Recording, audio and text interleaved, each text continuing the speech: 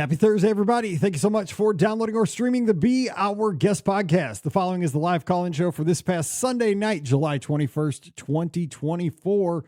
My buddy Scotty G joins me, and we take one call during today's live call-in show because Skype was having some issues. I don't know if it was still CrowdStrike from this weekend's big IT issues, but we got it going about 3/4 of the way through the show, and Eric was able to get through from Connecticut with an amazing trip report from Disneyland.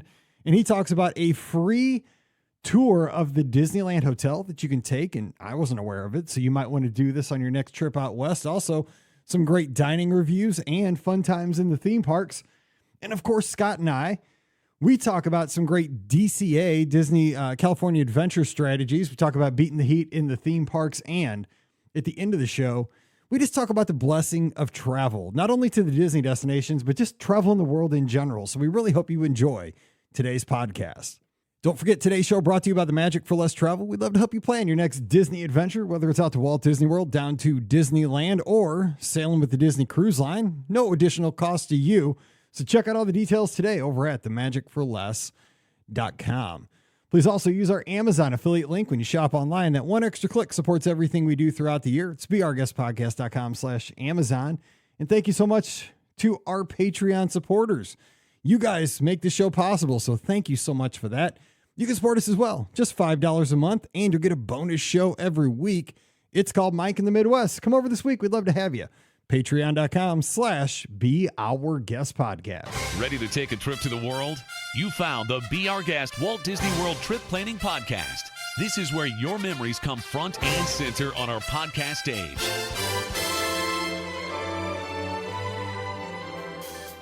Well, hey, everybody. Welcome to the BOGP Open Line for Sunday night, July 21st, 2024. I'm your host, Mike Rallman for BeOurGuestPodcast.com and one of the senior agents over at the Magic for Less Travel. Shout out to Zach Samples, tuned in live from Epcot right now. That's right. We do this show live. It's really the only way to do a call-in show. That's right. We're taking your calls for the next hour at 407-413-9395. 407-413-9395. Talking about all things Disney. You have a trip planning question? We have answers. You got a mini trip report? You been there? Let's talk about it. Let's have some fun. Let's talk about what's going on in the Disney news. And to do that, your favorite caddy, my favorite caddy, he's been on the links this morning. He was on the mini golf prowl this afternoon, and he watched the Open finish. Even after that, he is Mr. Golf. He is your friend and mine. Scotty G up in the mitten. What's up, Scott? Happy Sunday. Happy Sunday, Mike. Well, I had 5 weeks off from it. So I needed it was my first Sunday back on the course in a long time. So it felt good to be out there with my brother and Jake.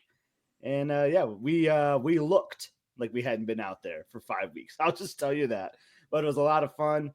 Been doing a lot of video editing and things. I was telling you in the pre-show, man, I've been looking over like crew, and you're doing the same thing, right? You're to that point in your vacation, since your vacation has happened, where you're looking back at the memories, you're getting smiles on your face, and then you kind of get that itch right there. Oh, I need to book that trip again. I need to book something. I need to do it again. But just fun, like reminiscing and looking back at the photos and the videos. It's getting me excited for more adventures for sure. And I think somebody said over in the Discord, over in our clubhouse, because you posted your second vlog from the trip just this morning. I saw over there, Must See Adventures. And it's one of those things that the vlogs are kind of fun to see because a lot of times they're places where maybe you have already been as somebody that's traveled. I think it was Cody that said that. Maybe he had been over to Europe where you had traveled. But he said it's kind of a neat perspective to see other people's takes on those same places because maybe it's, oh, I remember seeing that port or I remember seeing that city. But it's always going to be a different perspective because it's your take on that area. So maybe you went to a touristy area, but you saw something in a completely different way, which is kind of cool to see, like kind of every man's point of view to these really cool destinations. Absolutely. That's the beauty of podcasting too. That's why I love the trip report shows too. Like I've been to Walt Disney World so many times, but every Monday you have on a different guest and they order something at a restaurant that I've been to 50 times that I've never thought of, or they did this, or they had this park strategy. And I just love hearing them. Like, oh man, maybe I want to try that. And that's how I feel about with the vlogs too. Or it's just like you said, or like Cody, like I love the way they worded that. Like, I think they saw something on Netflix maybe that was like oh yeah, like I stayed at that hotel that was in that documentary or whatever, and it like took me back to that moment. So that's why I like vlogs, too, because you can see, oh man, I've been there, like, and that's interesting that they're doing the same thing I did, or they're doing it a little differently. So I just love, like, in this world, like all the multimedia we have to kind of like reminisce and see those great memories again in a different perspective. It is cool how it brings the world kind of a little bit closer together. With the podcast tonight, we could take calls from, different continents, and we all have this in common. We all have this love of Disney.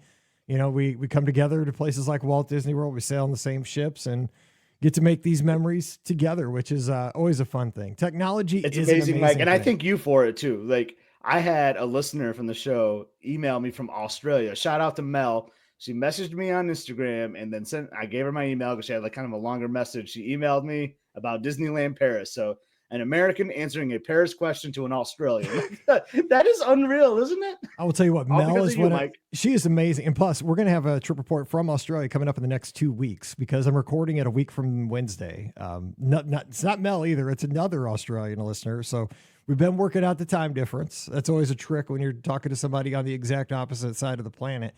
But sure. It's great to have those perspectives, right? I mean, this the travel alone boggles my mind because, we've had this discussion here on the show that I used to be scared to fly until about 7 or 8 years ago. Like a flight from St. Louis to Orlando used to freak me out. And it's a 2.5 hour flight, but give that to perspective for Mel, right? She gets all the way from, I think she's in Sydney or somewhere near Sydney, Australia.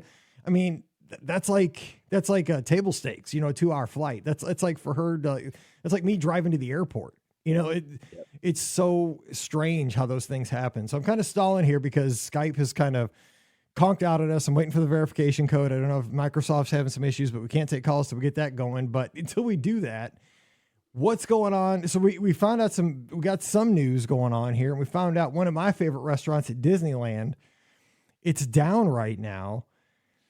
I'm a little nervous. The Hungry Bear. I love the Hungry Bear counter service restaurant back in Critter Country. But it's going to come back, but in a little bit different way, a barbecue restaurant featuring the Country Bears. But it's not going to be a character meal, but it's just going to be a barbecue themed restaurant to the Country Bears. So what were your initial thoughts on that? Yeah, because I do like the Hungry Bear. It's not my favorite. I'm not as attached to it as you are. My concern, honestly, and once I say this, it'll click with you what it is. I'm worried about the sign out front because we always talk about like point in time photos with our family, like with your kids growing up, like putting your kid in front of the Soarin' sign or Spaceship Earth, and because that doesn't change, but your kid changes, so it's fun to see like their growth development. The Hungry Bear is that for me for Disneyland, Mike. Like, because we go there every trip, and then Emily stands in front of the bear and like makes the pose like you just did on camera, and I just love seeing her through the years making that pose. And sometimes Uncle Mike is with her, or maybe Elizabeth's in the photo, but it's just fun. And I worry isn't that the weirdest thing that I'm worried about? Like, if they want to change the menu up, that's fine or whatever. The location is beautiful. I love that spot, but I'm worried about the sign, and it's probably going away because it's going to be a Country Bear in front instead.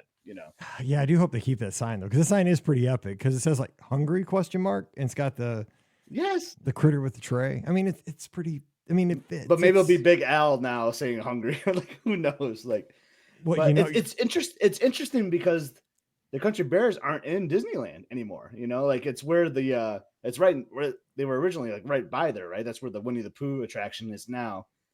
So it's interesting to see that come to Disneyland when the Country Bears really don't even have a footprint in Disneyland. But I think it's kind of cool.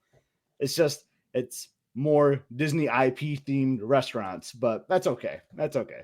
As long as the menu is not too bad, and they'll probably keep some of your favorites, right, Mike? Like the chicken sandwich is pretty good. I think a chicken sandwich can still be on a barbecue place. I think onion rings can still be on a barbecue good menu, too. So I think and like their salad is good. So I think a lot of the things will stay. They'll probably just add maybe like some baby back ribs or something like that, or some pulled pork. So we'll see what it does. I'm with you. Optimistic. I'm optimistic. So am I. Let's give him a bell just for the optimism's sake. All right, and Carolyn, keep the Hungry Bear out there, please. Amen. Yes, please. In the seat. I mean, Carolyn says no. Oh no, Skype just crashed again. I don't know what's going on with Skype because I just got the code, got it going, crashed again. So here's what we do. We will put the link in the chat here for everybody that's with us. I know that's what we're gonna have to do though. So let me. How do I do that? Let me get this going. Well, while you're doing that, I'll say what Carolyn was saying. She's like, "No, we eat all the time at Hungry Bear." Yeah, I mean, especially if you're local, that's probably a good spot to go to, you know, like, because you're not going to be doing table service all the time when you visit if you're a pretty regular. So I can see Country Bear kind of being a place that you go to frequently.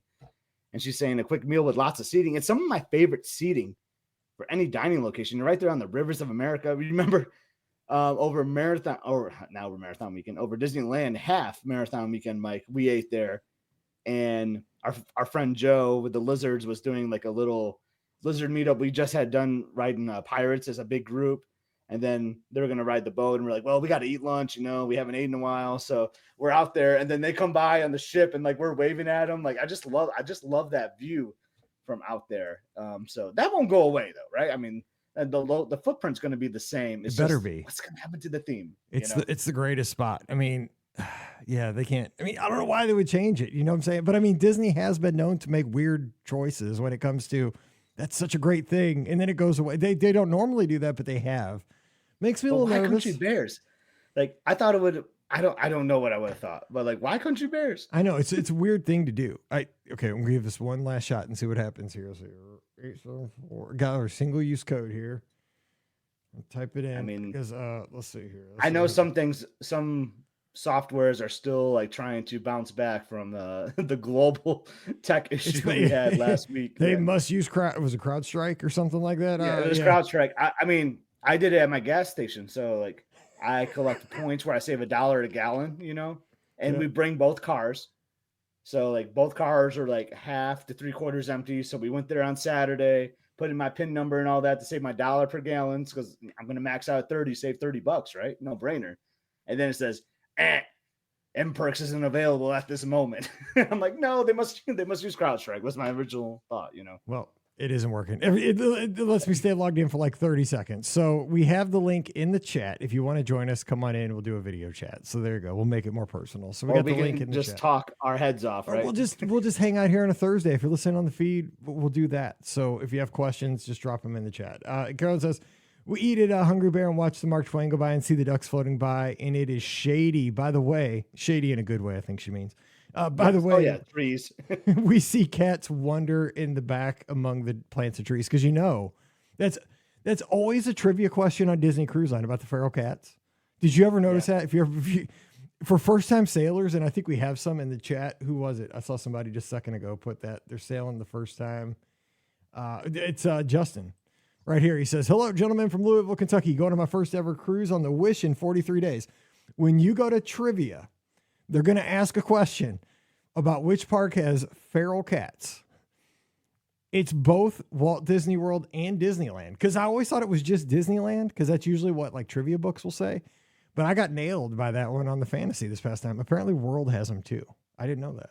It could depend on who wrote the question. Your cruise entertainer is exactly. Too. They might That's what I think. I mean, because a cat could just cruise through. That's kind of a terrible trivia question, I think. But right, I'm not one to argue. Look at you though, a man for the people, feeding trivia answers before their cruise. Because it was shady. Yeah, that's what I gotta say. So yeah, there you go, and not in a good way, like the Hungry Bear patio. Okay, so we had a question here from Jason Miller, which we can take care of. Headed to Disneyland. Grand Rapids, representing Michigan there. Shout out. There you go. Heading to Disneyland this week. What's the preferred route when entering California Adventure? Straight to Radiator Springs, Carsland, or what? What do you do when you go? That's DC? The route. I mean, I always go straight for Radiator Springs. It's going to be the one that you're going to be rewarded the most for rope dropping, because now that I want to share my strategy is normally Radiator Springs, and then I head over to Incredicoaster, and you'd be surprised. Incredicoaster is a people loader. I don't know how they do it. Like, I think their managing system should write a book on how you like are efficient with rides because like they're so smart at how they're loading 2 trains at once, kind of like Big Thunder, but it's so much faster the way they load those vehicles. It's really well done. So by the time you do Radiator Springs, you hop over to Incredicoaster, boom, it still shouldn't be that long of a wait. So what I'm saying is don't waste your time going to Incredicoaster first. You're going to get shorter wait times later on in the day. It's Radiator Springs all day for me. Yeah, Incredicoaster, it'll have a short wait time almost all the way up to lunch. I mean, really almost all day. That one, it eats people. I'm trying to think like DCA. Like, where do you bog down to DCA? And a lot of times that is really the only individual lightning lane that I purchase is Radiator Springs Racer. That attraction is so good that I will pay the 17, $20 to ride it. That's the only one I've ever done that. It's that good. Avengers Campus is another one too, because I personally am not the biggest fan of web slingers, but it's like the newest thing out there, right? And Guardians is, I just love that Guardians attraction. And if you put Guardians on anything, Cosmic Rewind or at Disneyland, I just love it. So that can get busy too. I see Carolyn saying the same thing about Guardians, because a lot of people go to web slingers too. They'll try to do both of those big attractions right there, so that can get kind of busy throughout the entire day as well. So there's nothing like Radiator Springs to me. Like, you can't compare it to Test Track, old Test Track. It is. I just love it. And I wish I could have gotten my dad out there. He only had the one day in Disneyland. I wish he would have gotten a hopper so we could have done Radiator Springs. I would have loved to see his reaction doing that. It's just, everyone in the family can do it. Everyone loves it. It's just, that's where you got to go to start and end your day too. I like to do it at night too. I think too, the thing about DCA for, anybody that's heading out there, especially Jason, is that, and so does Disneyland. I think any good theme park has this aspect to it. There are so many minor attractions that are so easy to walk past and say, I'll do that another day, or I'll do that my next trip. But things like the Junkyard Jamboree, Mater's Junkyard Jamboree, and Luigi's, what's the one of the little dancing? The Rollickin' Roadsters. Rollickin' Roadsters, yeah. Especially at night. That's my favorite. At night too. Oh my gosh, with the lights. Yes, because I think a lot of people probably miss that. Like, that is such a grossly underrated attraction. Like, don't miss those other two attractions in Cars Lane. But then towards the back of DCA, you have like that Zeppelin attraction. You like the Goofy Sky School. I think that thing beat the crap out of my knees. Yeah, it'll beat you up. But I love the swings, like the symphony swings, and like the Zephyr, like you said. Well, you joined me, Elizabeth and Emily, and we did the Ferris wheel back there too. Remember? But not the crazy buckets. But yeah, I'll do the regular. Oh, I'll do. No, I meant Ferris. I meant merry-go-round. Honestly, that's what I meant to say, we got some great pictures on that crazy looking merry-go-round with, I don't know who those characters are from. Oh yeah, you got. So that's actually always a slow loader too. Obviously, right? With I still call it Mickey's Fun Wheel. I know it's called like Pixar Wheel or something now. Yep. But yeah, that could be a slow loading ride too, in the middle of the day, right? Because it's got to like load, and then it's got to be cleaned. There's so many variables to that. We got to be cleaned 3 times before we got on it that day. It was a bad day. I was like, I don't know about that. But I will say, Jason, like I've said it before on the podcast, I'm not sure if you heard it. That's my favorite part. Like, I love DCA. I know Disneyland has so much history, and it's fun. Like, Fantasyland at Disneyland is my all-time favorite land of any Disney park. But there's just something about the atmosphere of DCA. It's like the Hollywood Studios. It's got a little Epcot. It's just it's just chill. You got the streetmosphere going on and all that. It's just an incredible park to me. I think it's vastly underrated. I agree. When you enter the park, it's so different than a Magic Kingdom, right? Where you have like a Main Street USA. I like that feel of, I don't know really what you got. The trolley there. You got, it feels kind of like old Hollywood-ish. My computer's Skype is freaking out right now. I don't know if it's a CrowdStrike or what, but I've never seen Skype do what it's doing right now. It keeps logging me out, logging me in. It's like an attraction in its own right now. Anyway, but we got the link in the chat if you want to join us. But it's got that it's a unique park to me. Like, it's its own thing. And then you go left, and it's kind of like, reminds me of the studios. Like, if you go down there a little bit, like the old studios before Galaxy's Edge, which I find interesting. And again, another attraction that I think is grossly underrated because it's back all by itself, totally isolated, is the Monsters, Inc. ride. I love that ride. That ride is so isolated from everything else.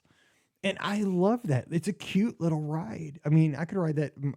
I just think it's awesome with the doors and Boo and everything. It's so fun. And the theater area gets overlooked, I think, too. They had that awesome, like, Steve Rogers Captain America show that was in there, and Philhar Magic. They have the Animation Academy. There's so many great things over there too, and can't forget the food, right?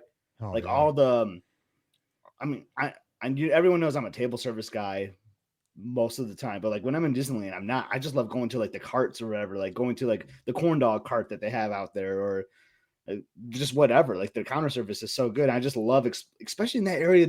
You'll find some lines for some legendary Disneyland items that there's no waits for out there in DCA. I just love it. And I want to book a trip to DCA, Mike. Dude, I'm so ready. And I was out there during that California Food and Wine Festival thing they had. Oh my, it was so great because it's smaller, it's more compact, and the food was just amazing. I mean, oh, so good. I mean, just so good.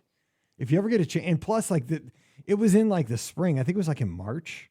It was March. Yeah. Oh man, if you ever get a chance to go to that, it was such a cool little event because it was just, it didn't have such a big footprint as Epcot. And just, because it was only probably like maybe 14 or 15 kiosks. It wasn't as overwhelming. It was like more compact. The food was all great. The drinks were, I didn't have a lot of the drinks, but everybody seemed to be having a great time. All that area to kind of have your snacks there in front of World, like the World of Color area, like seating area with all those tables and that open area. It's more made, I think, for like a festival like that. And it's not as stressful as Food and Wine at Epcot by any means. Yeah, it didn't seem like that. It didn't seem as intense. Yeah, it didn't seem as intense at all. Sorry. They do. So I've never been to that, but they do something. And I don't know how we're turning this into the DCA show, but why not? They do something similar around the holidays, and that's what we've done because we've been there over like Christmas a couple times and like Thanksgiving, and I love that festival too. Like DCA can it's good, and they got the Oogie Boogie Bash too. Like they do their own Christmas thing like that. That I'm telling you, Mike, it's like maybe it's not underappreciated. Maybe everyone loves it as much as me, but gosh, I need to get back out there. I don't have a Disneyland trip planned. It's so fun, and that's the whole thing. Is I don't know. I was talking to somebody about this. I think it was yesterday or the day before. They're going to Disneyland for the very first time, or they're considering it, right? And it's what I do for a living, right? So I was telling them, and it's just like you would tell somebody at your office. We all do the same thing. It's no different. And I said, when you go to Disneyland, the question was, and here's a question. We could have a discussion right now. And you're going to say the exact same thing I would say. They were saying, I'm going to go either to Disneyland or to Walt Disney World, but it's going to be over the summer and it's going to be during a busy time. It was around the 4th of July, I think they said. And I said, oh, that's great because I went to Disneyland a couple of years ago over the week of the 4th of July. Perfect. Because I have experience with that. I went 4th of July and I've been to Walt Disney World many years, 4th of July. We go then all the time. I said, but at Disneyland we went and I said, here's the deal. We just included Genie Plus on our tickets and Park Hopper on our tickets. We went, I said, and it didn't, was it crowded? Probably. But with Genie Plus and Park Hopper and getting there when the park opened in the morning, we did everything we wanted to do. And we never said, man, this park is just crowded. We just moved just like butter around the place. And we want to take a break. We took a break. We wanted to have a snack. We had a snack. We mobile ordered something. We had some table service restaurant, meals. I was like, we felt like kings and queens. We never encountered trouble for a week. We rolled and had the best vacation ever. But we do similar at Walt Disney World because we know strategies. But he's worried that, maybe because the holidays would be more, locals are going to draw to a local kind of park at Disneyland. But we had a wonderful time and it was so much more pleasant because the weather was nicer at Disneyland over the 4th. I think that's what kind of made us all happier. It was like, we weren't just, after a week, we weren't beat down by humidity. For sure. I would just throw in there, if it's like next year at 4th of July is over like a weekend. So that might bring locals to come out more, like as opposed to if it's like on a Wednesday or something, right? Like they might not do a couple of days or they still might go on that actual 4th, but they might not extend their trip. But over a weekend, they might. So it might be a little more crowded, but you're absolutely right though. And the weather's a little more comfortable too. That time of year. Oh my gosh. That's like the deal breaker for me, honestly. It is so hot at Walt Disney World. And I love Walt Disney World over 4th of July. Don't get me wrong. But if I had to pick the two, I'm 100% going Disneyland. Yep. Either one's great. Like I'll go to either. You can't go wrong. Yeah. The 4th of July, like when I discovered 4th of July that I could wear a sweatshirt at night in California, I was like, what? Because, I like warm weather and all, but man, you weren't tired at the end of the day. And I was like, why am I not tired? We went hard. With Genie Plus, you just didn't stop. You just kept going. And especially because I had never done anything out there. So I'm like, oh my God, I was like a kid in a candy store. Like, let's go do Indiana Jones. Let's go do Jungle Cruise. I've never been on that version. Let's go in the treehouse. And it was like, I'd done 10 times more attractions, but the weather does make a difference. And to me, something about being at Disneyland Park on Independence Day, because like Walt Disney was just like all about America, right? Just like a good American, just love this country. So and that's his park. We can thank Walt Disney World for him too, but you know, he didn't like ever really step in there. So like that's why I feel like when you're at Disneyland on 4th of July, it kind of gives you goosebumps because you almost feel like Walt is there. Almost, Yes. you know what I mean? Absolutely. All right, I think the phone lines are working. I just rebooted. Maybe it was operator error. I don't know. I shouldn't make fun of CrowdStrike. So, and if you were caught up in all the mess of the travel this weekend, like our good friend Jason, who was trying to get, we had a lot of folks in the clubhouse that were trying to get here, there, and everywhere this weekend. So I'm glad Deanna was trying to get home. It was a rough one, but I think everybody finally made it. I was worried for Pam and all them because I think they're doing an Alaska cruise this like soon. So I saw a lot of them like flew out to Seattle like on Saturday. And I was like, whoo, I'm glad I saw a picture of them all together. I'm like, whoo, man, I'm glad they made it. So they made it? Okay, because I haven't been keeping track, man. I've been kind of out of it the last like 12 hours. So good, because this stuff's no, I mean, I saw like Adam Wainwright was in a airport today. I mean, he has like all the means of anybody in the world. And he's like, just don't go to an airport today. And I'm like, you're Adam Wainwright, man. You work for Fox. You're a former baseball player. Like, he's like, just don't do it. And I'm like, no, don't say that out loud. Anyway, 407-413-9395, 407-413-9395. Speaking of the Mitten, Maggie, one of our great friends up in the Mitten, says she had a question about the summer. And where was her question? It was about beating the heat, tips for beating the heat in the summer. It says she's coming up on her trip. She's getting a little bit nervous. Best hot weather tips. What do you got, Scotty? Because we always go places in the summer. We're crazy. Yeah, I mean, it's kind of like the things we always say, like get there early, right? And then leave like at like 11 a.m. before it starts getting really hot and just relax, like hang in your room at the resort if you're on property, if you're able to do that and get some air conditioning, go to the pool. Or if you can't, if you're doing an all-day park, right? Let's put that cap on, right? Like you're just going to do an all-day, like go all in. Just like make sure you utilize your indoor spaces, right? Go to the gift shops frequently, like do attractions like Carousel of Progress that are indoors and things like that. And for an accessory, I love the cooling towels. Honestly, I think if you can cool your head down, it cools the rest of your body. That's how I feel like as a runner. Like when they give us those, like when they give us water when we're running, Mike, I just pour it on my head. I think that does more than drinking it sometimes, honestly. So just getting a cool towel, wringing it on your head. Who cares about your hair that day, right? You just want to be comfortable and cool. So I like the cooling towels as a good accessory. You know what I worry about though when we're running about that? I worry about ruining my AirPods. Oh, I mean, that's fair. Once, because they in the marathon, sometimes they give you those sponges like towards the end, and like people sponge off. And the one time, dude, I sponged, and I was like, "Oh my god, my AirPods!" Those things were, back then they were like $90. Now they're like, if you get the pros, because I wear them for like 5 hours a day. I'm on the phone and stuff, and I hit him like I was immediately like, I hope I didn't ruin my AirPods, because like you're delusional at like mile 22 or something. But yeah, no, you're right. I mean, the cooling towels work, but I mean, my biggest tip is always just go early and just do not be in the park from like noon to 4. I cannot see, because those parks are going to be there.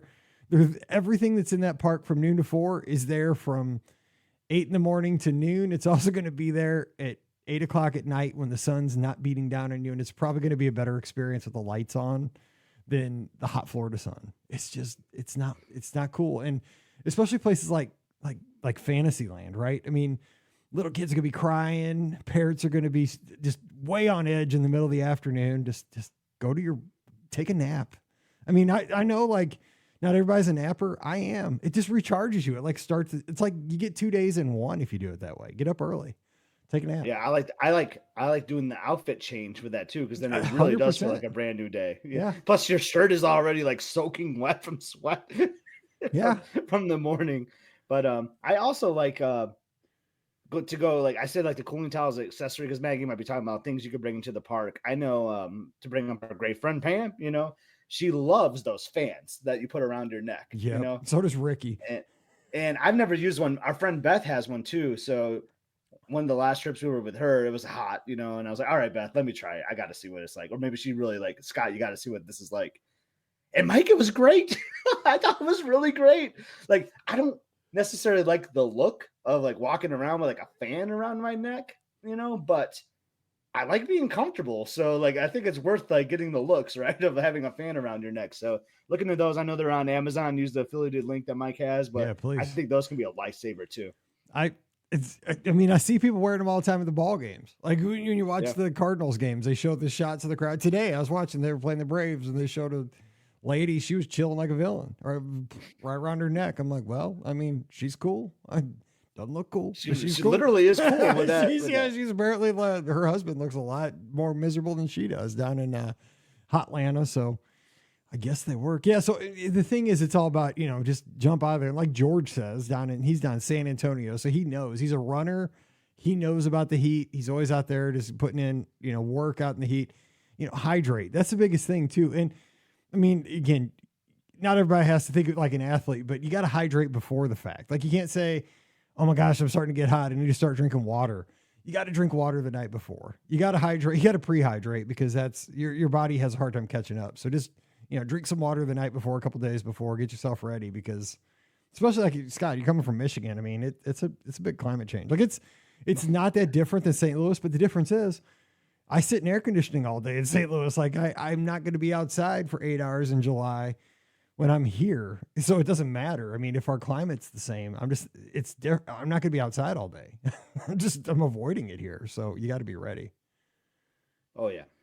And be careful. I mean, even overhydrating. I mean, Ricky shared that story the other day of her like having some heat exhaustion. It's a real thing. And even overhydrating could potentially lead to that as well. So just listen to your body, and just like, don't try to, like, I love the way you worded it, Mike. Like, the attraction that's there in the middle of the day is going to be there later at night too, right?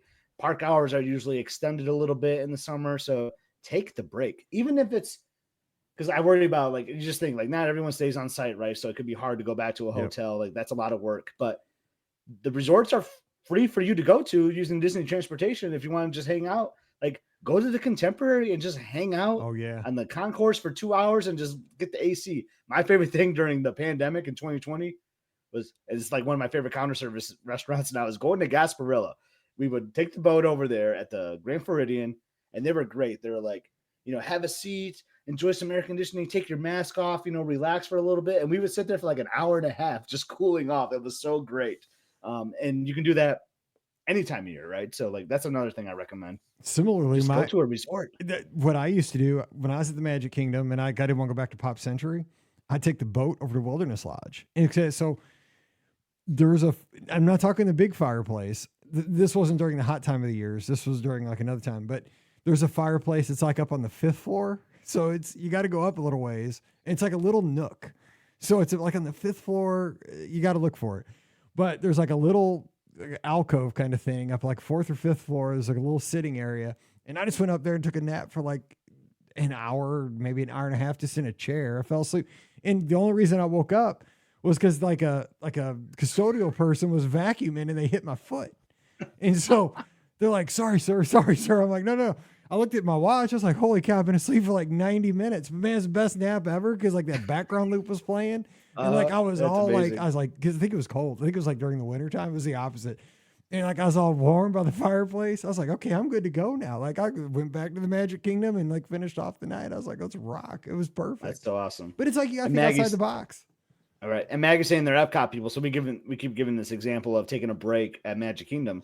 Go over to the boardwalk and hang out at the Bellevue Lounge for like an hour and a half. Like that is like my favorite background loop. I mean, I say this all the time. My favorite background loop is this. Like I have so many of them, but I'm serious. One of my favorites is the Bellevue Lounge. It's like that 30s big band jazz. Like you can just sit down there, relax, have a cocktail if that's something that interests you. If not, that's fine. Just have your favorite soda, have an ice water, just relax. That's such a great place to be. Like, and it kind of enhances your Walt Disney World day, I think, right? Just taking a break from the parks and just relaxing in a resort with your people. Just so good. Got to get out. Yeah. Just a whole day in the park without leaving the park it's a lot. It's overstimulating, I think.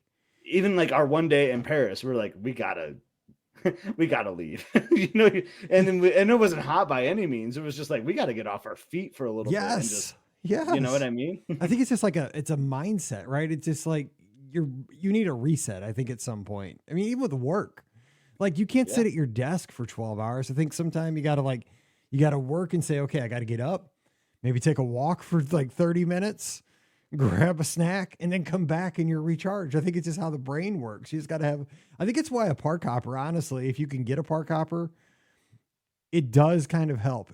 Going back to the same park, like from morning to night is kind of the same thing. Like, for example, one of the strategies you can do if you don't buy a park hopper along these lines is you could do like the left side of Magic Kingdom in the morning and the right side in the evening. Like 2 parks. Yeah. Adventureland in the morning, Tomorrowland in the evening, something like that. But I mean, it gives you a mindset change. All right, we got a call. Let's get to Eric here. I think it's Eric out in Connecticut. Eric, is it you? Yes, it is. Can you hear me? Hey, I think Skype is working for the moment, so we'll see. So let's hope we keep the connection like back in 1896 or something. I don't know. What's up? Okay, you're a little statically Of course, okay. of course. Give it a shot. All right, let's try. What's on your mind?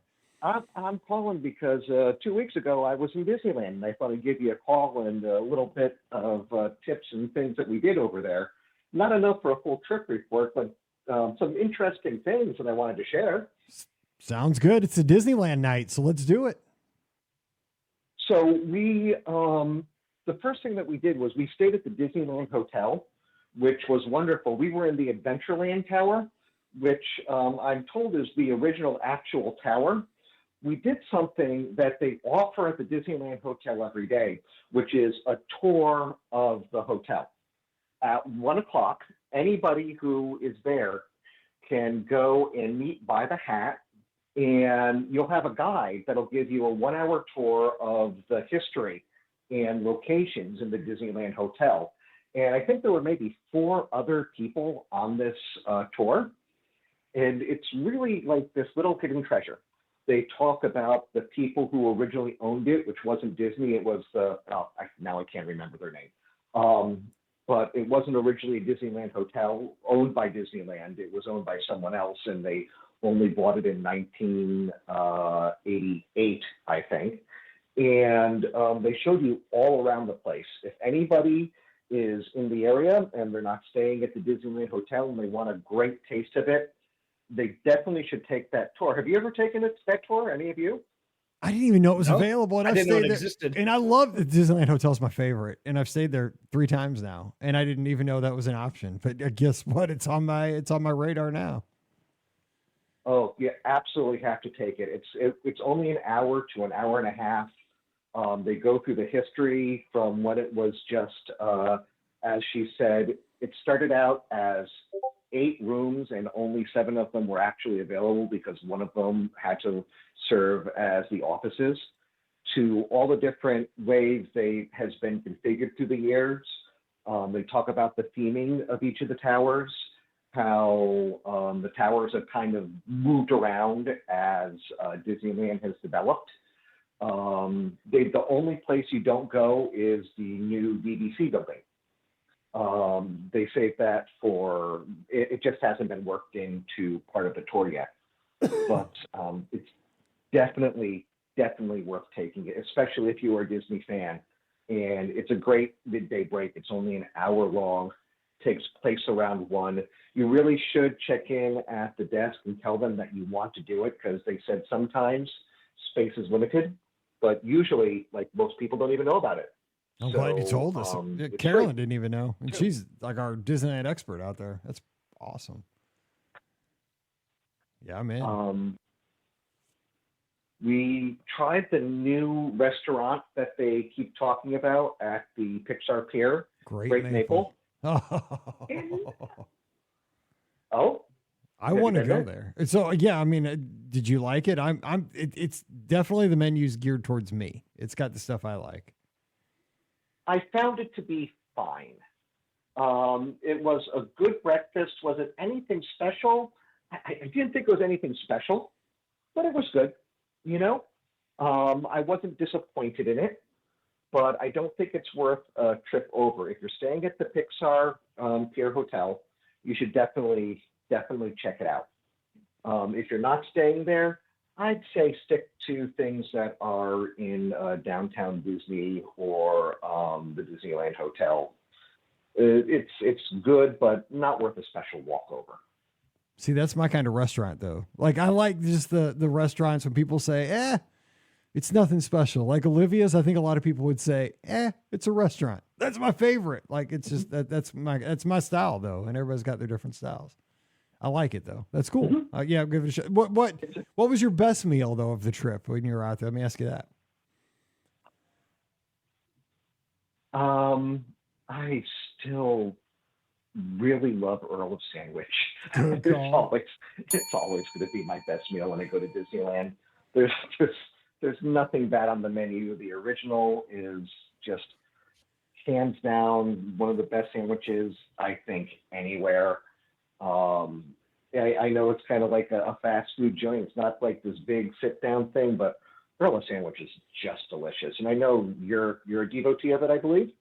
The holiday sandwich. Scott, what about you? What's your Earl go to? I think I've been there once, maybe. So I really don't know a whole lot about it. I like it because it's cheap. It's one of the cheapest things you can get on Disney Yes. property, and it's good. I like it. It's cheap and it's tasty, and like you can't beat that at Disney. No, you We can't. did try the Hearthstone Grill. The Hearthstone Lounge at Grand Californian, and it was okay. They were having some operational problems, and that I was there. They said that they were trying to get people in because some of the people were staying like extra long at the tables.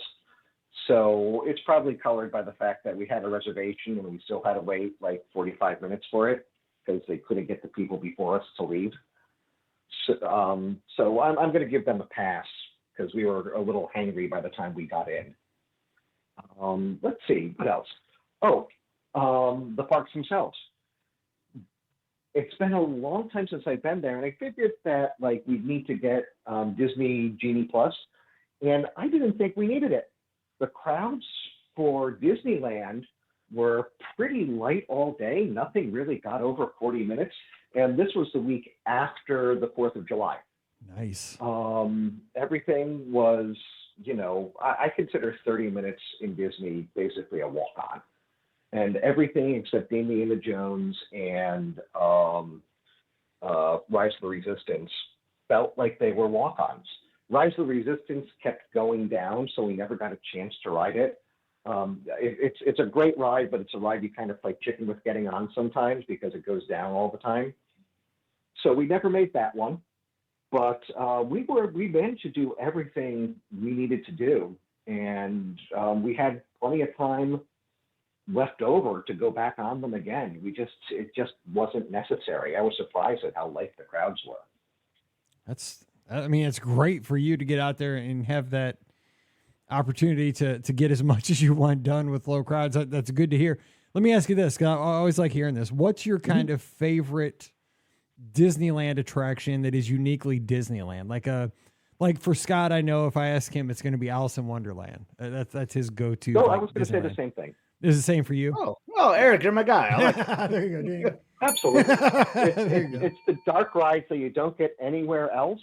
Alice in Wonderland is not my favorite Disney film. I got to say, I don't like the movie, but the ride's incredible. It is. It's so cute.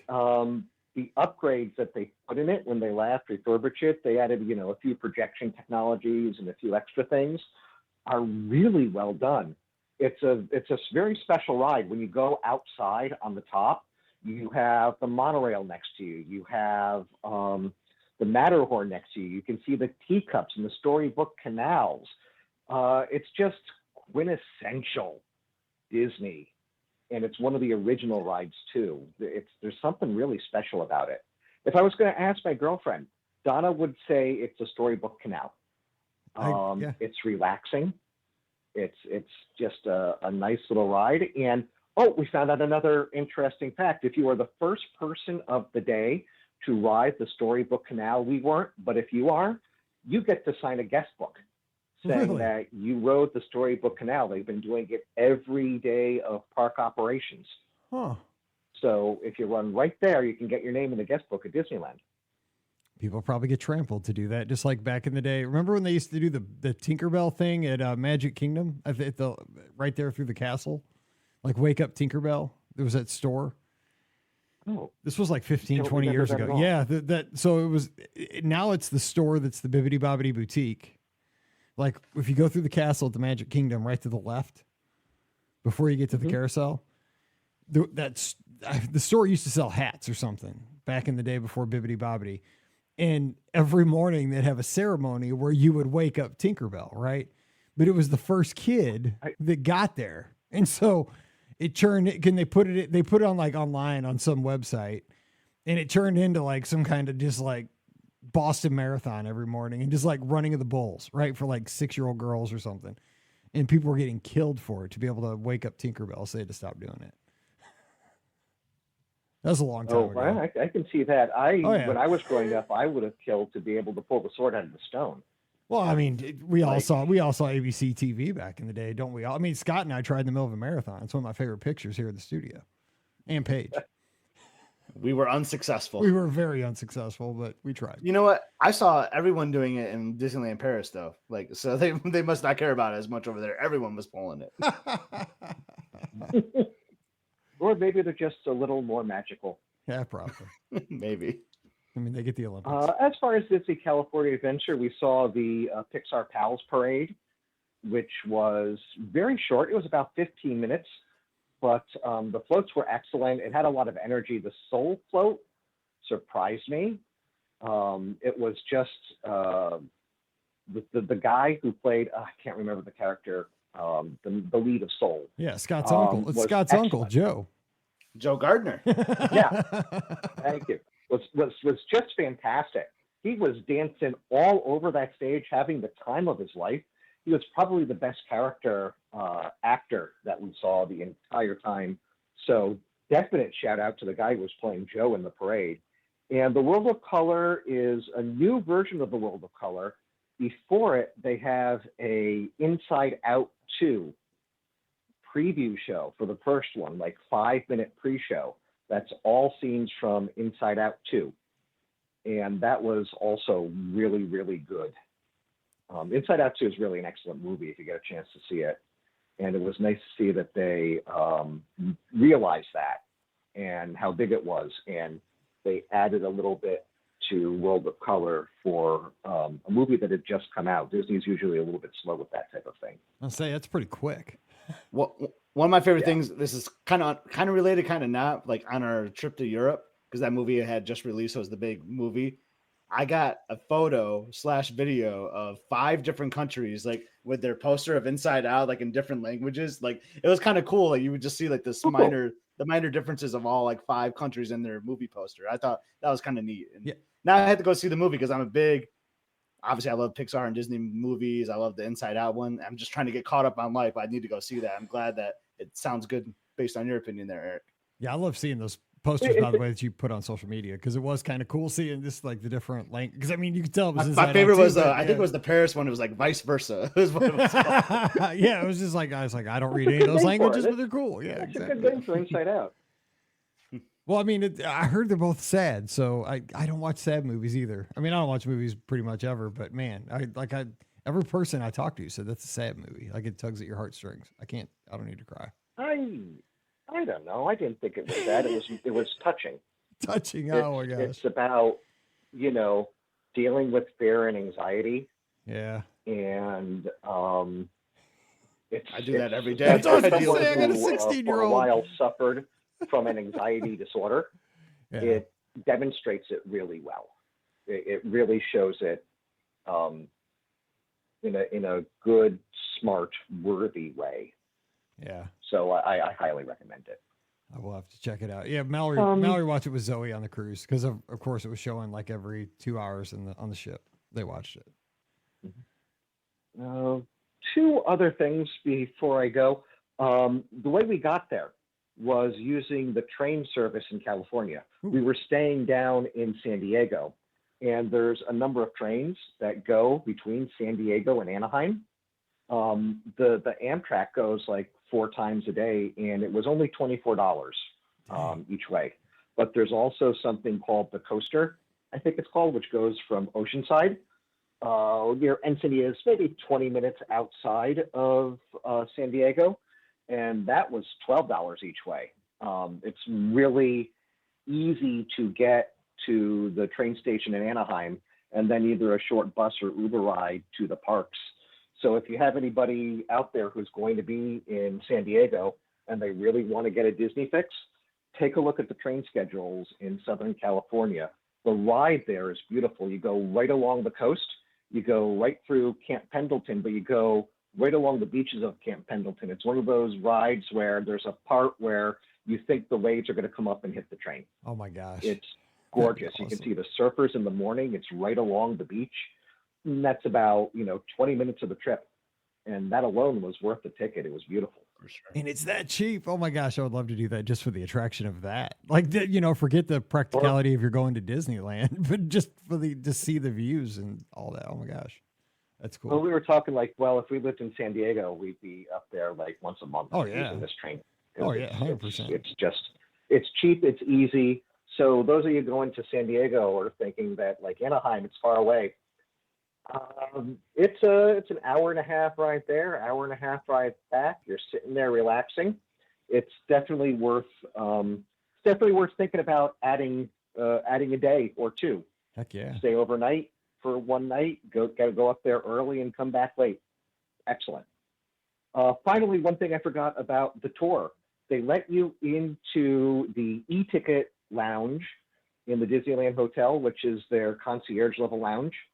So you get to go in there. You don't get to eat anything because it's just, you're part of the tour, so they're not going to serve you. But it's interesting to see that and the beautiful view that they have there. And if the suites are empty, you get to go into like the Big Thunder suite or the Adventureland suite or the Mickey suite. Nice. That would actually be sweet. More often than not, she said one of them will be empty for a night. But right now, unfortunately for us, they weren't, so we weren't able to go into any of the suites. So she said, next time we're here, try the tour again. Ask if the suites are empty before we take it, so you can go and take a look and see how those are. I was my thought would be which celebrities are here booking those suites, because I've priced those things before. They are outrageous. They are crazy. Yeah. They are crazy, and I mean, you're in Southern California. There's probably a celebrity. Yeah. Well, maybe not. So there you go. It's a quick summary of our short trip up to Disneyland. Can't recommend that tour enough, and it's a little hidden gem that's over there. We appreciate it, Eric. Sounds like you had a great trip, and you're definitely going to, Carolyn's saying she's going to check it out. I'm going to check it out. Scott's going to check that out next time we're out there. Definitely a new way to see our place that we've been a few times. So we appreciate it, and don't be a stranger. Have a great night. Okay, you have a great night too. All right, talk to you later, Eric. Take care. Bye-bye. Bye. I also love his tip on the train, because we were going to do that our first ever trip to California. We kept punching numbers. We were worried that it was going to be complicated, though, to do like the transfers off the train. And now that we've done Europe and other means of traffic, it doesn't seem like it's that bad. But I'm glad to hear that. I know Beth is going to be doing something similar with the train to Anaheim. So good to hear it was kind of easy to navigate and all that. So that was an excellent tip. Is she going to D23? No, she's going for a wedding, in October. So, okay. And then if you're all the way, that's always my philosophy. If you're out there for another event, you're that close, you might as well add on a day, right? Yeah, 100%. Yeah, you can't believe the cost though. He said like 20 some bucks for the one and 12 for the other. That's ridiculous. I mean, that's a couple California, that's like 2 gallons of gas. And I love the way he said that. You can just relax, as someone that normally does the driving. That just sounds so great to me, where I can just even sleep a little bit, oh man, it sounds amazing. Honestly. Sleep, or even if you have to be practical, you could even get some work done if you had to. You could pop out your laptop, shoot off a couple of emails if you have to. Or we took the Eurostar from London to Paris, so we sat like that train that goes over 200 miles per hour. Oh, you rode that just thing? In there. You rode you rode a bullet train? Yeah. Oh, that's how we got to Paris. I didn't know there was a bullet train. We were just playing cards, it just felt like old timey, you're hitting the rocking of the train and you're bumping a little bit. That was so cool. It was I felt like I was in a movie, honestly, with that. It was so cool. But and it flew by. Literally, that thing was flying, but not literally, I guess it was on a rail, but it was so awesome. That was the fastest 2 hours ever, because we were just playing cards, talking and all that. It was awesome. And that's how I kind of imagined that one out there to San Diego to Anaheim. So did that train, not as fast though. For everybody else that was on the train, because I imagine a lot of the folks were kind of local-ish, right? Was it every day for them? Or, because you guys were probably this is the coolest thing ever, being on a train that goes 200 miles an hour. or was it I was think it like a I think unique it was a experience lot for of like most people like on holiday, right? I think Okay. it was a lot of like non-business people, like a lot of families around Okay. there, honestly. Because I'd be like, this is the Uh, coolest thing ever. Like I'd just be like, whoa, yeah. dude, we're going 200 miles an hour. We're like 2 weeks away from this, like not in real time and episode wise for my vlog. This is one of the last things we did, but I'll share a little thing. Like, so Liz and I walked to like the snack shop on the train, and walking like in the opposite direction of like the train moving at like 200 miles per hour was quite interesting. Like, you ever get up like on a plane to like go to the restroom or walk around a little bit? Yeah. Or, Yeah. and that's kind of wobbly, right? You're trying Yeah. to walk. Sometimes I like hold on to the seats as I'm going. Like this is like 5 to 10 times even crazier, man. You're just like rocking, trying to like walk, like, and there's people like celebrating big time. There was these women that were like pouring like champagne, like doing this toast, like, yeah, we're on the weekend or on holiday. And I almost like crashed into their like compartment or area they were sitting in. Like it was awesome though. I loved that train. I'll have a lot of video of it coming up. That's really cool. I mean, and that's one of the things I don't know why, Europe obviously has those, has rail connections everywhere, right? I mean, that's how they get around. And our country just doesn't have it. Before I was scared to fly, right? I wouldn't fly anywhere. I was always like, God, why can't our country have high-speed rail? Because I would seriously look at Amtrak all the time and be like, okay, I just want to take Amtrak, because I didn't want to drive. Because, you get tired. But, like to take an Amtrak to Orlando was like 36 hours, because you'd have to go like to Dallas or something, or Chicago or New York. Right.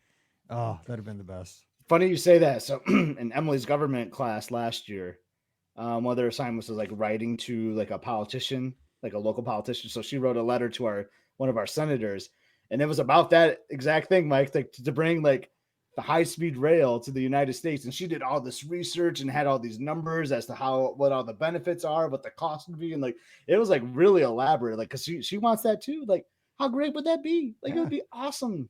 It's crazy because, and like and Vera Mike brings it up. I mean, it's kind of cool what they're doing with Brightline, right, in Florida, because now you see it if you land in MCO, that you see the Brightline trains right there. And I mean, just in the time that I've been flying in the last like 7 or 8 years, I've seen nothing being there to those trains are now running to, and it really makes it super nice for folks who want to go out of Lauderdale, right? You fly into MCO. You can hop that train, go down to Miami or Fort Lauderdale. Whew, people say it's great. You can work. Like I said, I mean, it's the same thing. You can work, you can chill, you can have a drink, sit back, kick back, and get to the, a new port in an hour and a half, and you're set.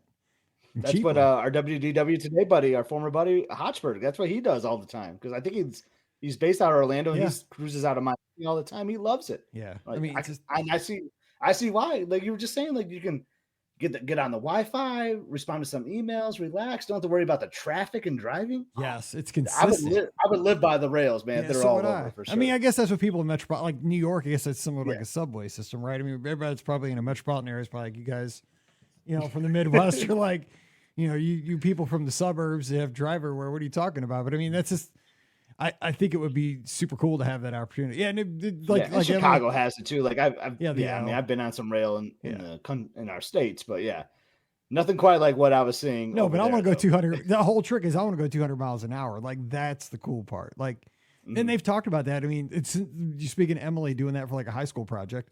They've been talking about that here in Missouri between Chicago, St. Louis, and Kansas City, right? Like the 3 cities. Since I was in high school, right? And I'm older than dirt. Like we're gonna have this train that goes 200 miles an hour from Chicago through Springfield, St. Louis, then right across Missouri to Kansas City. Nope. I'm still waiting, man. Because it'd be the best. Like they're always like, you go to a Royals game in like an hour. I'm like, sign me up. I'm like, dude, sign me up. You could be out in Columbia in 45 minutes. I'm like, yes, let's go. And that's what was crazy. We went from London to Paris in like 2 hours. No, you went underground, right? In a tunnel. You went underground, yeah. There's tunnels, yeah. It was so cool. Dude, I can't wait to see this stuff. That's so crazy. Some of my video is funny though, because like I got it like on the glass, trying to like show what we're seeing, and just like, like if you're trying to like lock in on a certain object, you can't lock for long. You have to put it in slow motion. Right. You're gonna be like, here it comes. Here's the Eiffel Tower. But it was, and like when you weren't in the tunnel, it was cool that you just like see this like greenery, like these rolling hills. Like it honestly, like even if we wouldn't have done anything in Disneyland Paris or whatever, like just doing that, having that experience alone, I thought was really neat just to do that. How long were you in? Because I know we got to wrap the show, but like we've had higher numbers right now than we had within the Disney talk, so we got 5 more minutes. Yeah, because the numbers are shooting up now that we're totally off topic, which I don't know what that says about our podcast. So sorry about that. But so when people have heard enough Disney stuff, they want to hear Mike and Scott stories. I mean, we talk Disney every day for 16 years, and we'll always talk Disney. That's the premise of the show. But we're wrapping here for 5 minutes, and we're catching up. My boy's been in Europe. I've been in the Caribbean, and we're still catching up. And we haven't had a good time to talk here. But so when you were in Paris, though, because we're going to get to this in the vlog, but it's going to take a little bit because you're still just barely in London at this point. You're in Abbey Road. You're crossing the road there. And you're getting adjusted to time zones still. This is when you're like, did you watch already? I haven't watched it yet, but I saw the tease. That's what I'm planning on watching in the morning. You like the tease. Okay. So I read the tease, but, so this was at the end.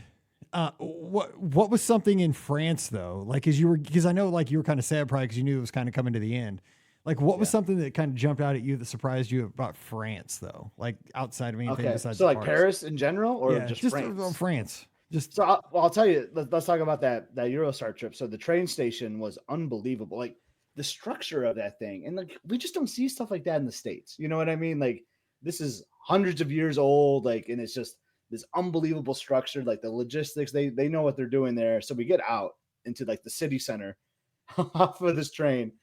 And like, I feel like I'm pretty good at like navigating and like getting cabs and cars and like all this stuff. But like, I kind of had to like stop for a second and think like, what is going on here? There's hundreds of people, thousands of people around, and there's like 30 taxi cabs lined up. There's cars honking everywhere. I'm like, what is this? Like, this is not the Paris I know. You know what I mean? Like, does anybody speak English? I mean, are you able to get by with English? A little bit, because I ordered a car, but this is a nightmare. We'll talk about it in the vlog, but like I could not find the driver. Okay. Oh, good God. And he said, I think I posted this on social media, you might not remember. He was like, meet me at the Burger King. Like the way he spelled it was like really funny. Yeah. So I'm looking for the Burger King. And like this is when you went to that castle from Impressions of France, right? Yeah. Okay, yeah. So I'm looking for him, and then there's like all these cab drivers. You need a car, I'll take you. And I'm like, I almost like gave up. It's like, yeah, I'll go with you because I can't find this guy. Anyway, I find him, and he's rude to me right off the bat. I'm like, okay, I'm in Paris for sure. Like that's what they always say. I don't know, like, dude, it's so true. I'm not trying to be like a stereotype here, but like, and then he was like blaming me, and then like he gets our luggage, like I'm gonna take you anyway. But I'm like, I hope I pay. Yeah, exactly. Are you supposed to? I'd have been like, what?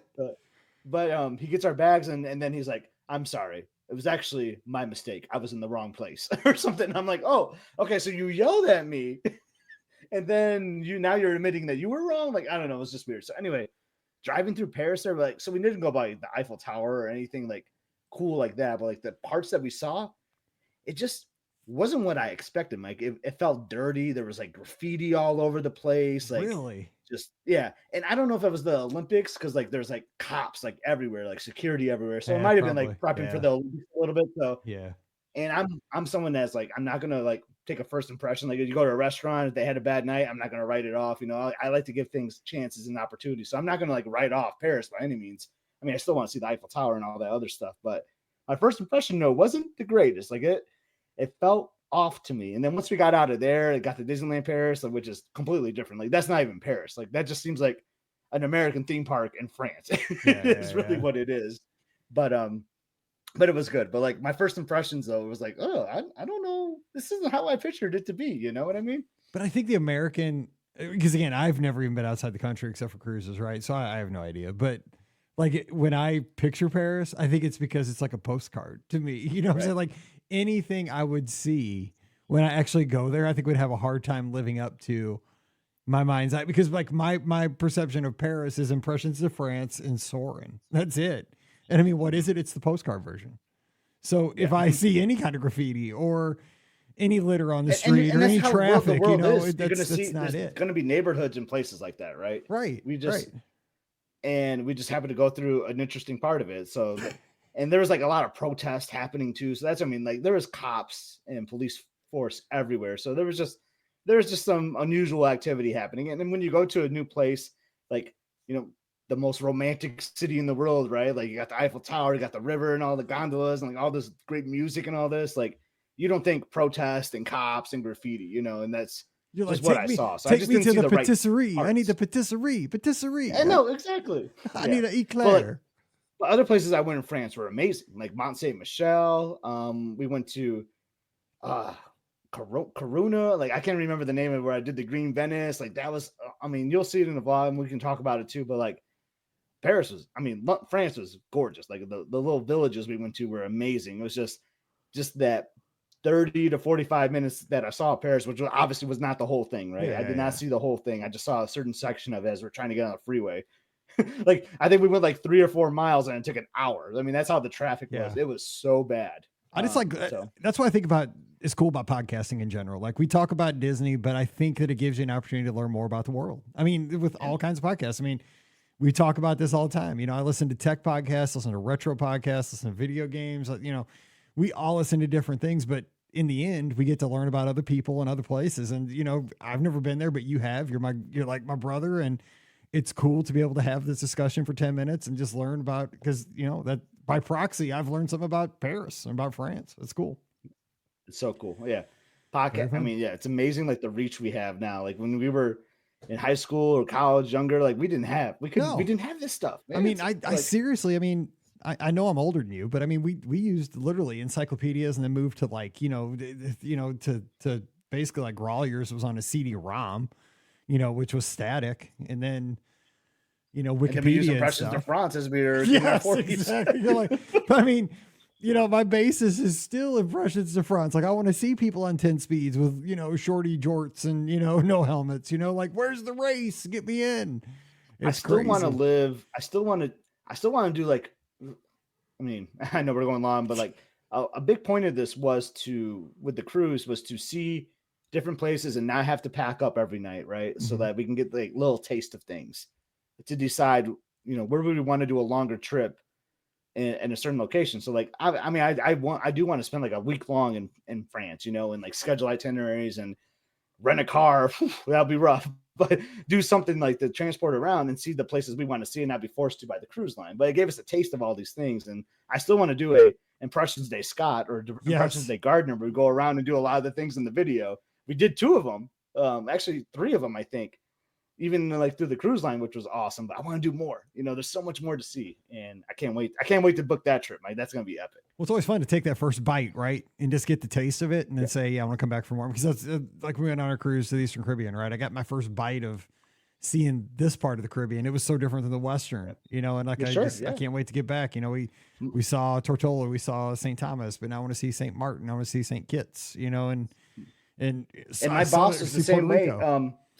She vacations to St. Thomas. You were talking about the airport the other day. Like, I think we were recording a podcast. I didn't want to interrupt you and tell you then, but my boss, like, she goes to St. Thomas once a year, like around spring break time, and just rents a condo or whatever, and just stays there for a week. Like, it's her favorite place, and she wouldn't have found it if it wasn't from like a cruise or something like that, And like that's how I feel about Norway. One of the ports we went in Norway, they had like I probably told you this. They had like glamping campsites, kind of. Like I'm not a camper, but maybe I'm a glamper.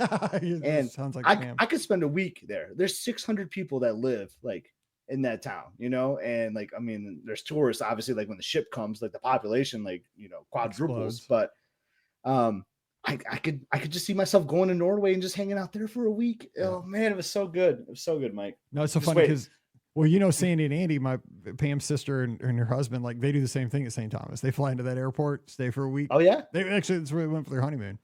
And I didn't know that. Yeah. Same thing. I'm like, I see why though, because it is gorgeous. I mean, that airport. Then I feel like I love the idea of cruising. Like, I mean, because I like to see different places too. Like St. Thomas, you're just like, you're there for the whole week. Obviously, It's gonna be a heck of a week. It's gonna be amazing. But like, I got to see 3 different ports in Norway and Belgium on one cruise, and like that to me is more exciting than like staying in one spot. I'm that way too. But when I was out in the ocean, I mean, because that airport is literally a quarter of a mile from the beach. It is so close to the beach, it's ridiculous. Like, it was so crazy. But the thing is, like I told Pam, I was like, we live so close to our airport. Like, we could be to our airport in like a half an hour, be on a plane in an hour after that, And then the flight down here would probably be like 3 hours. So literally in like 5 hours, like in January, right? We could be in 5 hours from our house in this water, in January, and like stay down for like 3 or 4 nights. Like, sign me up. When it's Sounds like when the good. wind chill's like 30 below, I'm like, this is why this place is awesome. Like, I mean, yeah, cruise is better, but a long weekend in January, yeah, sign me up, dude. Put me in this. So what water. I've learned, Mike, in all this, because I love world traveling now, it's just funny to look at, like, 25-year-old Scott has got like a newborn child, hasn't been anywhere other than like Cedar Point and Mackinac Island, and now here I am, like, I've been traveling the world, and like, I like it a lot. Like, cool. There's so much more I want to see, man. But this is what it comes down to. We need to have the time, and we got to have the money. Like, how do we find that? How do we find that solution, Mike? I know, got to win the lottery or something. And the people are cool. Like, you probably saw it too. Like, everybody I ran into, like, were so cool. Like, the people that did our zip lining with us in Tortola were the coolest people. Like, the people that took us to the beach and took care of us, cool. Like, it's cool just to talk to people when you get the chance, like, for that live on these islands and that you travel with, people that were cruising with us. I love talking to people from all, these people are from all over the country and all over the world. And it's just, I love, because my world is so small working from home. And the podcast really helps me get to meet people from all over the place. But thank God for that. If it wasn't for this podcast, I'd have a super small world. And I thank God for that every day. But, it's so amazing. Travel opens so many doors. We're so lucky because of that, I think. It's an amazing world. And just think, we've only seen like a piece of it, Oh, right? way So small. now, like, Mine's super small. I have a passport. I mean, that's what how you- small it is. just watch the London when you have time, right? I mean, I know you're like the busiest guy in the world, but when you have 25 minutes, watch that London video, and you're just be like, oh my God, I got to go to England now. Yeah, I Like, know. that architecture, and like our driver. So it was like $400 to book this, right? So it was 3 of us, but we had a private car, Mike. And he's like, I'm going to take you to Westminster Abbey. I'm going to take you to like the St. James Church or whatever. I'm going to take you to Buckingham Palace. He told us like all these places are going to take us. And like, man, this sounds amazing. He's like, and I'll get out, we'll walk around. And like, he ended up being like a historian. And he wasn't like just a driver that was going to take you places. He'd find a parking spot, we'd walk. And as we're walking up to the place, he'd like stop us and show us what this emblem meant on this wall, or what that pub, like when that pub was built or whatever. Like, it was like a historian, Mike. This guy was unbelievable. And then it was just, I know $400 could be a lot of money, but it was private. And honestly, like, if you're going to do a hop on, hop off, or like some other like big group tour, like, you still be spending like a good amount of money. But it was one of the best value things I've ever had, because it was a 4-hour tour. He ended up spending 5 hours with us, I think, because we asked questions, we were really engaged with him. So I think he was having a good time with us, and like, plus I want to go to Abbey Road, so that took him out of the way a little bit. But it was just, that was one of I talk about cruise excursions that we did, and I count that as one of the excursions, and that actually might have been the best excursion, just like that tour that we did of London. And now I want to see so much more of it, but it was so cool. When everybody in the clubhouse, I remember that day, was super worried who was taking your pictures, because I think they were worried people were going to run off with your phone. Right. I think I was, nobody nobody said it out live loud. show the Sunday before. Yeah, nobody said it out loud, but I'm pretty sure the whole clubhouse was worried somebody was going to steal your phone. Like, because you guys were all in the picture, and we could tell they weren't selfies. So like, people were sure somebody's going to run away with your phone. And he was so great though. Like, the girls, he would be walking up to the place, like, all right, girls, like, make sure you're protecting your crossbody bags right now. Like, this is, there's been some thieves around here, And I thought you had a driver, and I thought that's who was taking the picture, but I didn't want to say it because I don't know if you were going to say it. But everybody was freaking out about who was taking your pictures, and I didn't want to say anything. But yeah, everybody was like, dude, his phone is getting stolen for sure in London. I was like, I think he's okay. But yeah, it was so funny. Man, everybody was worried about you, Scott. It was so funny. I appreciate everyone was worried about me. Oh, and that was, I wish I could do it again, and we will do it again, I think. But like, we had been awake for like 26 hours, and then my plan didn't work about sleeping on a plane, because I woke my family up at 3 a.m. that day before, so we'd be tired, We slept for 2 hours, and then like we started the tour, like I was like still tired, like, oh my God, this is gonna be terrible. But no, it was unbelievable, Mike. Oh my God. Adrenaline's a wonderful thing. It really is. And it was a beautiful day too. You just wait till you watch the video. It was. Guy everywhere. know. Oh my God. That's why I told Pam, my wife, I said, I thought London was supposed to be cloudy and rainy all the time. Look at their day. I was like, it's the most beautiful day. It's perfect. There's not cloud in the sky. It's beautiful. I said that on episode 1 when we're going to the airport. My mother-in-law's in the video. I was like, what's the weather going to be like tomorrow in London? I'm like, well, it's always like cloudy, foggy, overcast, rainy, but nope, 74 and sunny is what it was. Well, that's awesome. Good. Well, we've gone forever. We've done 2 shows, but hey, we could do I hope everybody enjoys it. We're giving everybody a good Thursday's worth here on the feed. So anyway, we'll be back again next Sunday. Not to plug it, but some must-see adventures. Like I'm working on editing. I'm trying to get 2 episodes a week, which is going to be a lot of editing on my part. But I would love if you just watch. I'm still beginning to try to figure it out. I'm recording on my iPhone. Newsflash, I just bought a new camera. It's supposed to arrive this week. So I researched the one you bought, dude. That thing looks bad. That thing looks sweet. I looked it up on one of the sites. I think it's going to be awesome. It's an investment. I feel like people like the vlogs. Yeah, people it's good investment. I feel like we were kind of funny, right? So like, it's an investment, but I think it's going to be awesome. So now I'm itching to record some new stuff. Yeah, I know. That's not because when you get a new toy, dude, you're going to be recording. You're going to be like, let's go to the car wash. I got to get some audio in the car wash. Right. I don't know if people will like that. Would people like that? Let me know. Would you like the gardeners in the car? Yeah, a little ASMR action or something. But no, seriously, I still have 17 more videos to share about some of the stuff we're talking about. Won't be like those professional vloggers where you see like 500,000 views. No, it's just me, Scotty G, right, with Mike. But it's fun. I think you'll get fun. If you like the podcast, I think you'll like the vlogs. I really do. It's like the Be Our Guest podcast. We're just a friend in your ear or on your screen for Scotty G and the fam. I mean, taking you right along on the vacation, so right there. So yeah, it's gonna be fun. So check it out. Check us out. Give us a review on Apple Podcasts if you don't mind. I haven't asked for that very much, but if you could, we'd appreciate that. 5-star reviews help other folks find us, and we'd love to have that this week. Book your next trip with us over at the Magic for Less Travel. We'd love that. That keeps Pam happy and keeps me employed. So that really helps. Just go over to themagicforless.com. No additional cost to you. So that's great. First class concierge level service every time. And if you book a Disney cruise, onboard credits, you get money. It doesn't cost you anything. And you come out ahead. Money in your account when you arrive on board. And if you book a Walt Disney World or Disneyland trip, Disney gift cards right there to spend as well. So you come out ahead. Either way you slice it. I think that's from a Disney attraction somewhere. Yes, it is. Which one? It's Jungle Cruise. Jungle Cruise, that's right. I can't remember which they do not have in Disneyland Paris. That threw me off in their Adventureland. I was trying to find the Jungle Cruise. Yeah, that's crazy. Anyway, check them out at themagicforless.com. Also, please use our Amazon affiliate link, beourguestpodcast.com/Amazon. And thank you to our Patreon supporters. $5 a month is all we ask. It really does help support the show, keeps us going. Thank you to the folks who already do that. You get a bonus show if you do that. It's called Mike in the Midwest. Comes out every weekend. Please come on over patreon.com/beourguestpodcast. You can give us a follow on the socials. Scott's at Epscott, EPSCOT. I'm at Be Our Guest Mike. And of course, we want to see you in the clubhouse. That's our Discord server where the conversations go all the time. And we talk about everything. We have channels for sports. Currently, we're talking about what we got, the college football game that just came out for all the systems. We're talking about, I don't know, I'm trying to think what's been going on. What else is going on? I love the trip reports. You started a new channel, right? Yes, live. Currently, yes. Yeah, I like that. And shout out Deanna, who just did a great job sharing her trip this past week. And so if you're ever in a Disney park, a cruise, Disneyland, Walt Disney World, take over the channel. That's your channel. Post pictures because we're always craving that instant. Yeah. It was fun because I did it.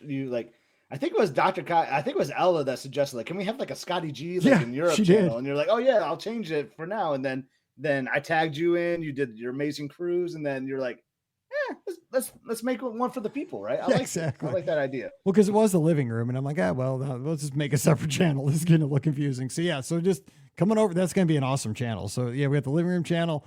We have them for all, D23 of a channel for that. So that's coming up.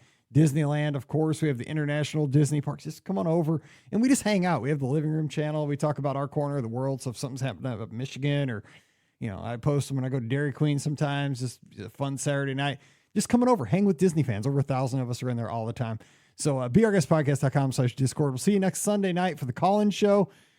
Skype should be working better. Probably operator error, too much Dayquil today. And we'll get that squared away next week. So until we talk to you again, we'll have some great shows this week, Monday, Wednesday, Friday. Let's do it. Let's keep the show awesome. So for Scotty G up in Michigan, I'm Mike here in Missouri. You guys have a great Sunday night or Thursday here on the feed. Stay safe, stay healthy, and we'll see you real soon. You've been listening to the Be Our Guest Walt Disney World Trip Planning Podcast. If you have questions, comments, or would like to be a guest on the show, please visit our website at beourguestpodcast.com. Thanks for listening, and we'll see you real soon.